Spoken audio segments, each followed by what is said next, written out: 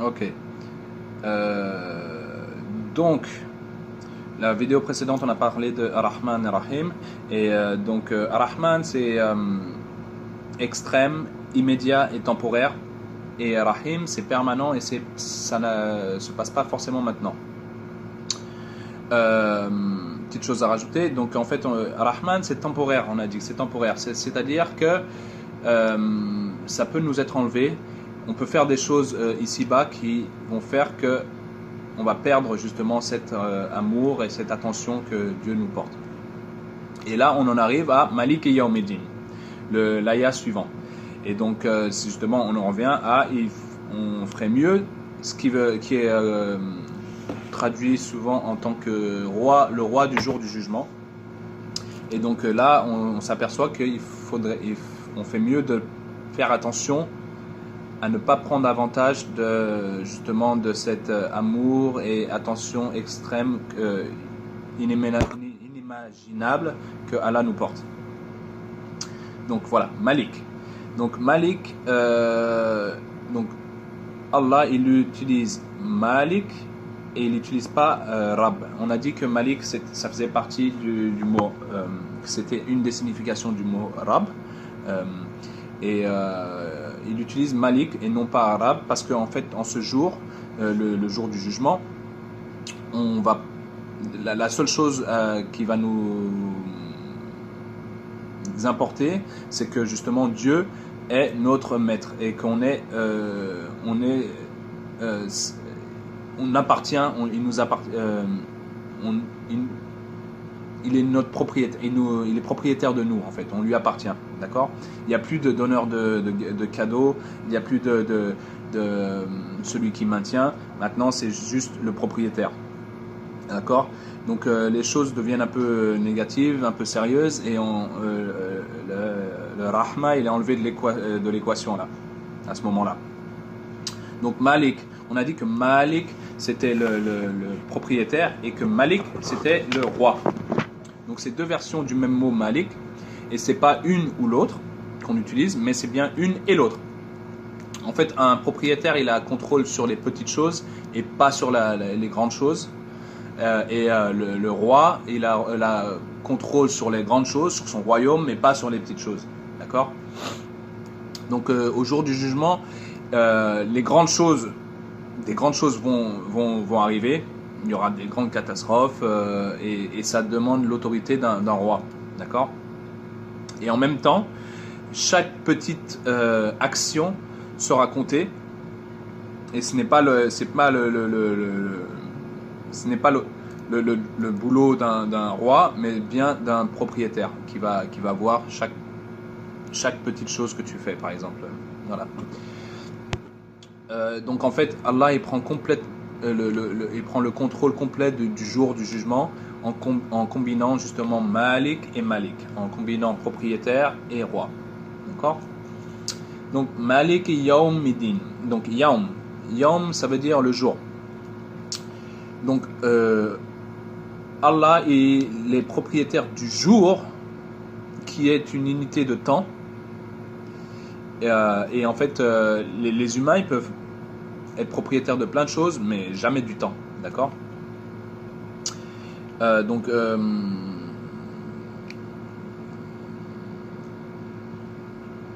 Ok, donc Allah il est propriétaire de quelque chose seulement lui peut être propriétaire. Le temps lui appartient, il peut le ralentir, il peut l'accélérer.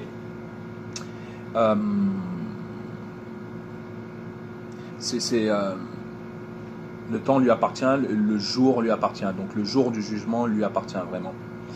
Et si Allah est propriétaire d'un jour, il est propriétaire de tout ce qui existe dans ce jour.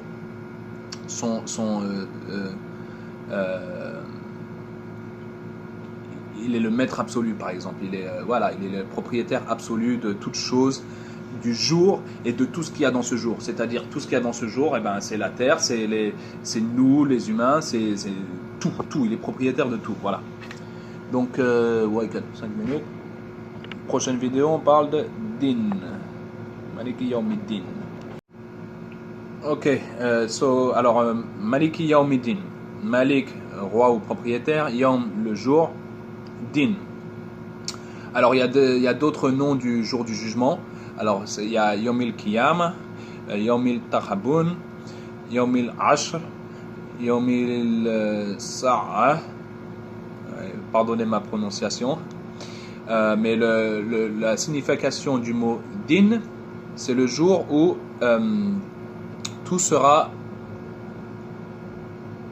dealt with. Tout sera dealt with, pris en compte. Ouais, je crois que c'est ça, un dealer. Ouais, tout sera pris en compte, tout sera pris en compte. Donc Allah, il est propriétaire du jour où chaque chose, chaque issue,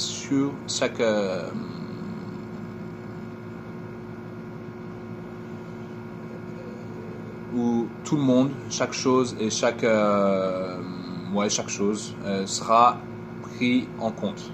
D'accord ? Pourquoi utiliser louange et remerciement pour le jour du jugement, où on va être où on aura des problèmes, où on va être ça sera pas un jour vraiment qu'on veut voir vraiment. Et qu'est-ce qui rend ça une chose positive? Alors les êtres humains, ils désirent de la justice. Et le monde, en définition, il est injuste. Il y a des gens qui font beaucoup de bien dans ce monde et beaucoup de mal leur arrive. Et l'opposé aussi. Il y a des gens qui font beaucoup de mal et beaucoup de bien leur arrive. Alors, pourquoi? Bon, là on reviendra peut-être plus tard pourquoi.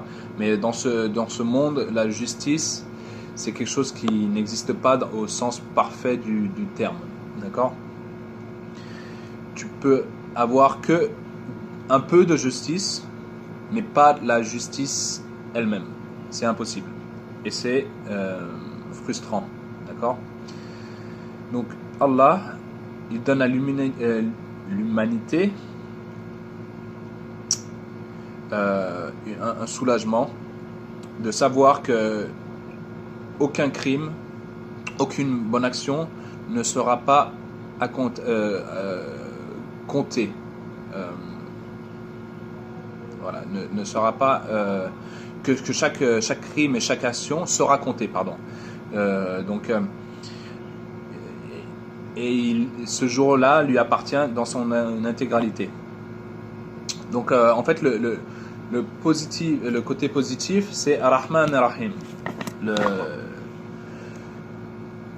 celui qui aime et qui nous donne de l'attention extrêmement et pour toujours, extrêmement et maintenant et pour toujours, et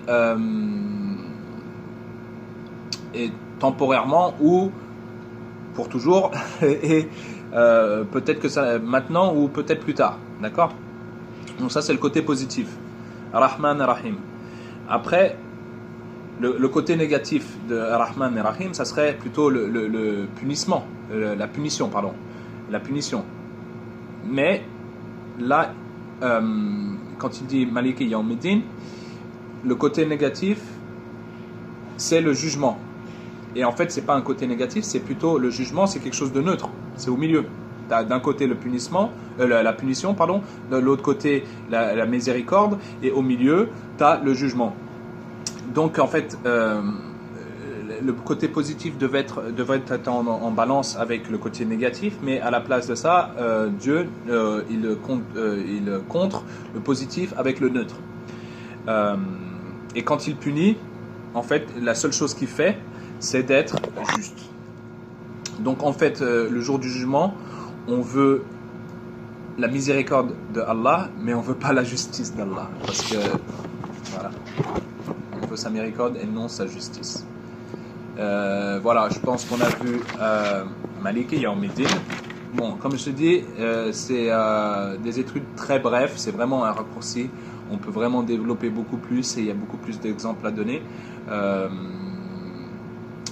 Mais là, on a vu cette ayah et le prochain ayah, ça sera Alhamdulillah Rabbil Alamin. Non, on va revenir sur les 3 ayahs qu'on a vus.